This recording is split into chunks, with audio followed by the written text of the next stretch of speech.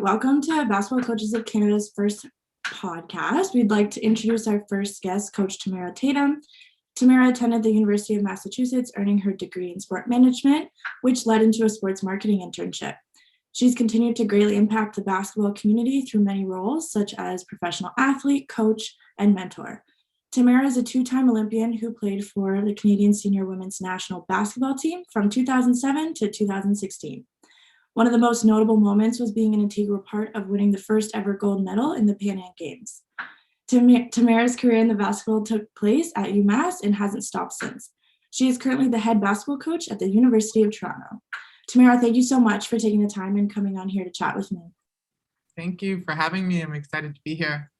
Of course, we'll just get right into it. So to start off, I know we touched on some of your successes in the introduction. Do you mind highlighting some experience that helped or guided you to the path where you are today? Yeah, so I've played at a high level for years. I would say I've played at the highest level for 10 years. So that's internationally with the national team. And that has very much so contributed to my success today, I would say. Playing overseas in various countries, going to 2 Olympic Games, going to 2 World Championships has really helped me see a different side of basketball, not just as a player, but now even so as a coach. So I definitely take those experiences that I've had all around the world into my coaching today. Mm-hmm. That's been incredible going from different countries and kind of looking through a new lens each time. Experience definitely helps guide your coaching path for sure. So speaking of basketball, talking about your many experiences in playing basketball for so many years, I'd love to know how basketball became a part of you. What drew you to the sport? Well, I started actually playing track and field when I was younger. Ran a lot of track and field in elementary school. And during that time, I would just play a lot of different sports. It was just fun to be active and outside. What we used to do in our household, though, we used to watch the NBA playoffs every year on TV. We had a hoop in our driveway. My brother was playing. It was such a huge camaraderie amongst my family. And basketball was the thing that really brought us together. Whether it was watching the NBA playoffs or playing in my driveway or watching my brother play. All these different things really attributed to me loving the game and bringing basketball as a huge part of my game. So through that, that's how I started to really fall in love with the game. And once I started playing organized basketball, it was kind of history from there. Yeah, for sure. That sounds so lovely. It's true how sport really unites. I mean, no matter where you are, no matter the country, no matter the language you speak, you understand the sport, everyone can come in and join in and play.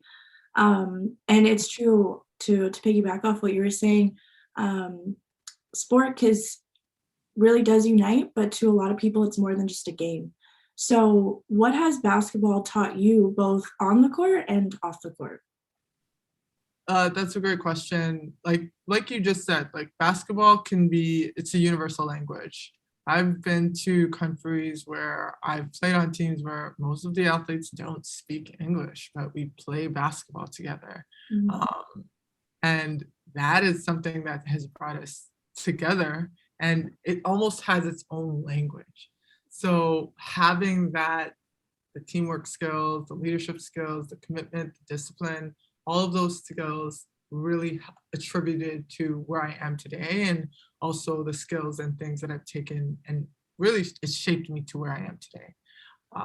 So I would say not just having these experiences has helped me be a better leader, a better role model, a better teammate on and off the court. It's really shaped the things that I can do within basketball and in my regular life.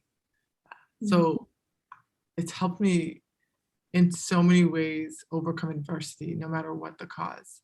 So I would say basketball is not just a sport, it's also something that became a way of life for me, not just through playing. It's through my regular life and what I'm doing even to this day. So Yeah, that's so true. And I mean, I'm sure that's true for many athletes as well. The skills you learn on the court can be just as transferable in your life, and it's definitely a huge part of oneself.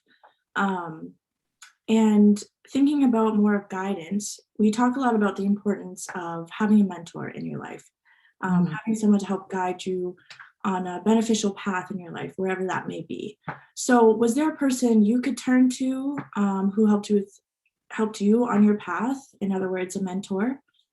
In my coaching journey, yes, for sure. I've had so many different people that I could turn to.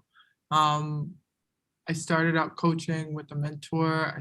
I'm still coaching with a mentor, and a lot of them have been former coaches. I have my brother who's coached for a very long time. I even look to my sister who's played at a high level.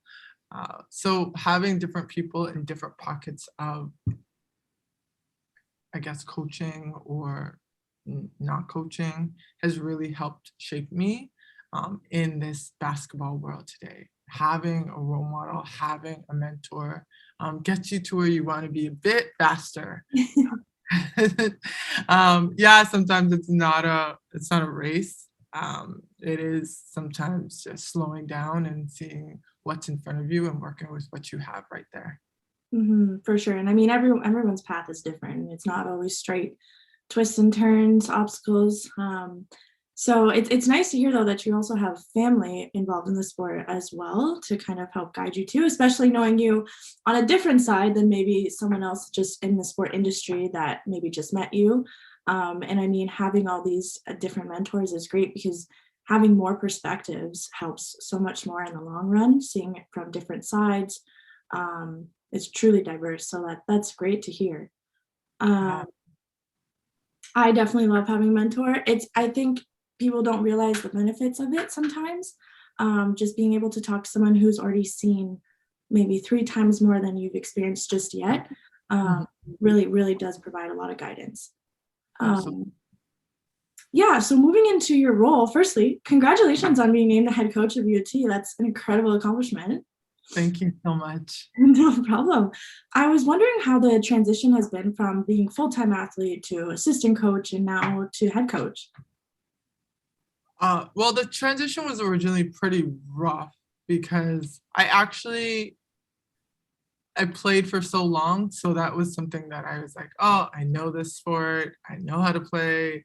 I'm not sure if I'm ready to transition into regular life or real life." I put quotes on that. Um, playing basketball as a professional athlete is real life as well.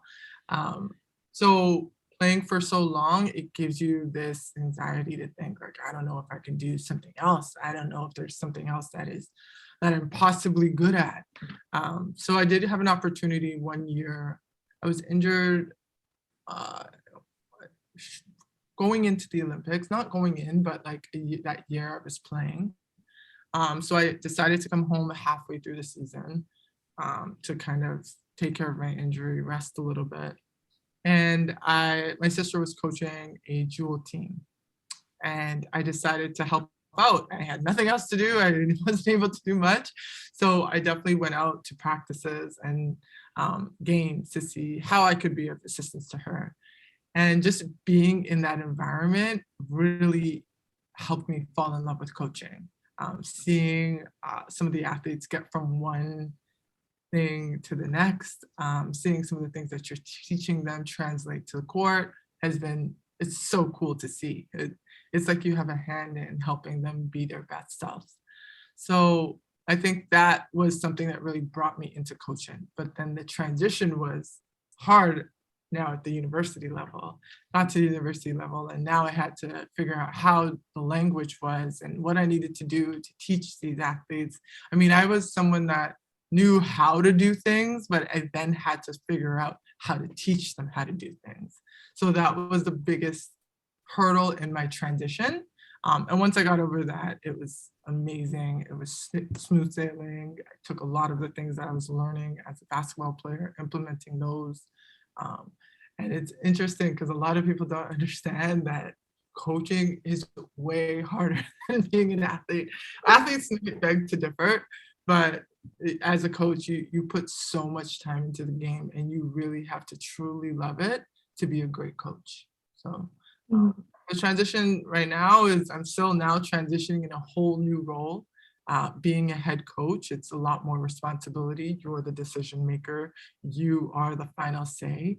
So that is something that I'm working on. And then it's a big part is managing people. You have to manage your staff. You have to manage your athletes. You have to manage your program. So in a lot of ways, I guess you're kind of like a CEO. So really learning how to be that person, that leader, that go-to in this environment has been quite the transition as well for me. Well, I mean, that's incredible to see. You're learning a lot just as much as your players are learning. And like we talked about, paths are not always straight. So I mean, you seem to be doing an incredible job Yeah. going through your path.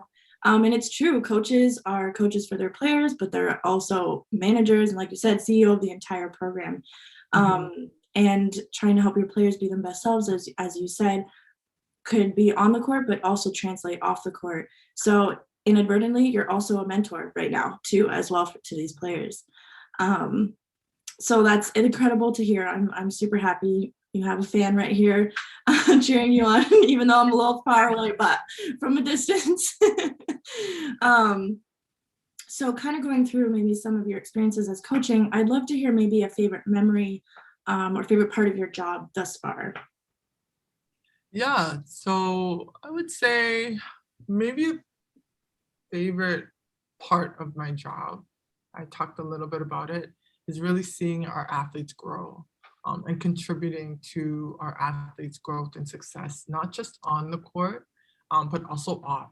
So being a head coach in at a university program, you're really like that last line of defense for these athletes that are going out into the real world after they finish university. So you're constantly teaching, you're constantly helping, you're constantly wanting to see them do well. So that piece I really love. And that's my, like, I think that's my favorite part about being a coach is it's not all about basketball. And it's bigger than basketball. And that's the one thing that I continue to try to teach my athletes as we move through the sport, because those the things you learn as a basketball player will translate into real life. And if you don't learn those in that little bit of time you have at university, it may not be something that could be helpful at the next phase of your life. So being a part of a varsity team, it really helps me see how I could help them um, in the long run. So Mhm. that's my favorite part about this coaching uh, journey. That's awesome. It's so true. I mean, the very popular slogan, "More than an athlete," is 100% the truth. Yes, they play the game, but they're also a human being who need resources and tools to understand what's to come after playing basketball. Maybe they don't go into the professional league. Maybe this is their only time that they want to play. You just never know, right? So it's important to be able to provide that and help guide them, before they fly and they're out of your control at that point, right? So Really on your own. You leave the nest when you go to university, but now you're leaving the coaching world and the university when you leave university. So yeah, exactly. It's so true. You want to instill the confidence in them that they can make right decisions and just, like I said, have those tools to help guide them. Um, Now, during these pressing times, we have not been able to have control, obviously, over our economy and everything that's happening in the world. So, you being a very young coach and just navigating through this COVID situation with your student athletes, has there been any great challenges you've had to overcome or kind of switch the way the program runs? yeah. Uh, it was very challenging in 2020, just to figure out what worked best for our athletes, and that was something we were continuously trying to figure out. We did a bunch of online programming. It was obviously very hard to do things in person. I would say the hardest part to this, the whole thing, was really getting that basketball feel back, coming back from not doing much, um, and then figuring out a way to keep your cardio up. That's probably one of the biggest pieces to being a high level athlete is your fitness. So finding ways to keep your fitness up, even though you're not playing, that was something that we were consistently trying to help our athletes with through the COVID times. And then video was another piece is another piece to helping them with their IQ, really teaching that game. And then the last piece I would say is just the community, staying together, figuring out ways to be with each other, even though we're not physically together. That was another big piece to keeping the team together and finding ways to be successful during the COVID time. Mm-hmm. Yeah, trying to be together but apart at the same time. So can be can be difficult. And I mean, yes, keeping up cardio and your stamina is so important. And it's a little difficult when we have those great snowfalls that just happened. Can't really get around town too much. But it's nice to hear that, you know, you're very attentive and present with your team no matter what. You can only practice so much on the court or do some drills before you're like, okay, where's my competition? I want to play a new team. So it can get pretty repetitive, but it's important to keep going for sure. I also think that the part of the mental piece to it, right? Like our athletes being out of the gym for so long and not really knowing what's next, not even knowing if basketball was coming back. Uh, that mental part to it really hindered a lot of people, not just our athletes, right? It was tough on a lot of people mentally. So really helping them get through that is super important as well. For sure. And I mean, mental aspect in a game is super important, let alone external factors affecting it not in a positive way. So that's very true. And you're out of routine, you're not in the same environment. So it's definitely hard on a lot of people. I did have a question to go back to your coaching because we were talking, you mentioned basketball IQ and just talking about going from player to coaching. Um, I would like to know kind of the transition in the mental aspect since we're on that kind of topic, because thinking about myself being an athlete on the floor, you can think about how to run the play, how to run the court, how to run the team, and that's your role. But then come coaching, you're looking at it more of an outside perspective, who to substitute, for instance. So how has that transition been more so on the mental capacity? It's interesting because as an assistant coach, you have a smaller role Mhm. in that game. You're not the one making the decision, suggesting things that can happen, but you're not the one that's making that final decision. So as an assistant, I found the way I see the game is completely different than the way I'm looking at the game as a head.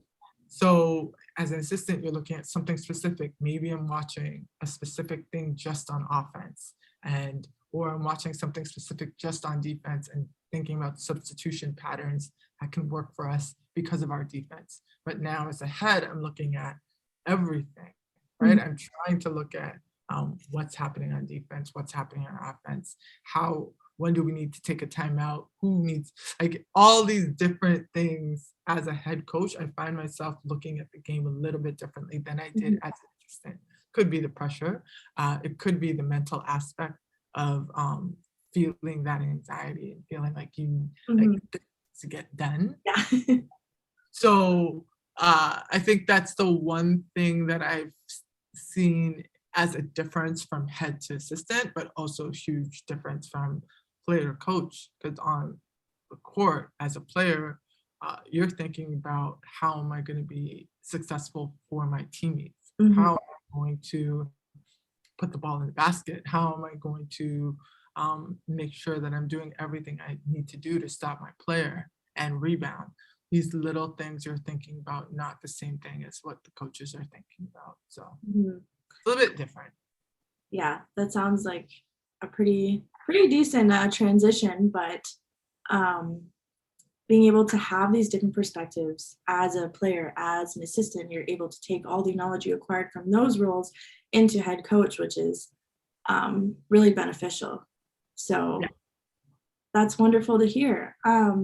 Now, kind of going back again into your experiences through sport, I would love to know maybe a piece of advice that stuck with you throughout your time, and then maybe a piece of advice you would love to give to upcoming sport coaches. A piece of advice that stuck with me as an athlete or a coach. Could be both, could be one or the other. Anything you'd like. I'll speak to the coach's perspective. I would say there's a few things, right? One of the biggest things that has really stuck to me was walking into a gym with a plan. Mm, Always know what it is that you want to do when you're going into a gym. Sometimes, especially at the university level, you have to be able to coach on the fly. Something might happen, someone might get injured in practice. Now all of a sudden you have 9 players instead of 10, or things happen. So being able to adjust in the moment is very huge, and that comes to that speaks to coaching even games, right? And it helps you get ready for that piece. Another piece that I've always really thought about was like the teaching, repping, and drilling.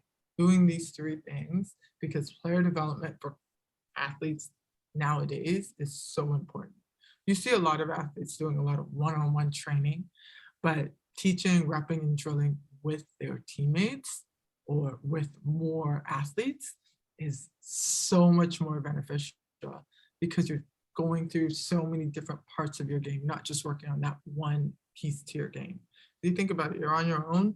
You can't really pass to anyone. You can't figure out, you're not able to do things where you have to play with another person. So being able to have that next piece to your game, adding that piece really helps athletes get to the next level. So that was something that I always made sure that when I was playing, I was always repping. Mhm. But as a coach, you're teaching, repping, and drilling, Yeah.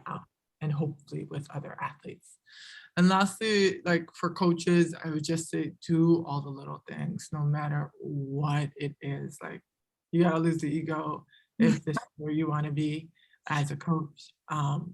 It helps you more in the long run, and it helps with your longevity as a coach. Mhm. Um, and I think those are some of the biggest things that I would say to coaches today. Mhm. And then I do have one more actually. Yeah, yeah, for sure. And all the advice, all the advice. Go Um, ahead.